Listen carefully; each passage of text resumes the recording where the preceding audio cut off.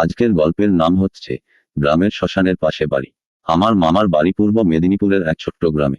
বছর দুয়েক আগে মামা হঠাৎ ঠিক করলেন শহরের ব্যস্ততা ছেড়ে গ্রামে একটা শান্ত বাড়ি বানাবেন। জায়গা পেলেন খুবই সস্তায়, কিন্তু জায়গাটা ছিল শ্মশানের ঠিক পাশেই। আমরা সবাই বললাম, মামা, এটা ঠিক করলেন? মামা হেসে বললেন, ভূতপ্রুত কিছু নেই, সবই মানুষের মনের ভ্রম। আর আমি তো জানি, ভূত না থাকলেও রাতের ঝিঝিডাকার সাথে একটু বাতাস এলেই গা ছমছম করে। রাতের গা ছমছমে কাণ্ড। বাড়ি তোলা শেষ হতেই মামা আমাদের নিমন্ত্রণ করলেন। আমি, মা আর দাদু সবাই গিয়েছি। রাতের খাওয়া শেষে শুতে গেছি, হঠাৎ দেখি বাইরে কে যেন ধীরে ধীরে হাঁটছে।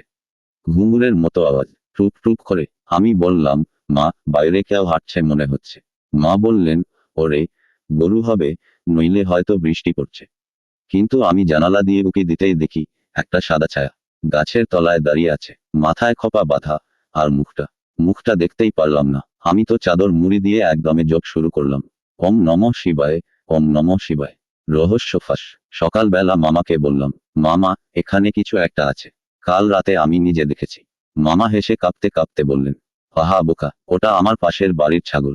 ওরা পূর্ণিমার রাতে শ্মশানের গাছের নিচে বাঁধে, কারণ ওখানে নাকি ঘাস ভালো হয়। আমি তো তখন চুপচাপ, কিন্তু ঠিক করলাম, শ্মশানের পাশের বাড়ি ভালো, শুধু দিনের বেলায়, রাতে না ভাই, মাফ করো।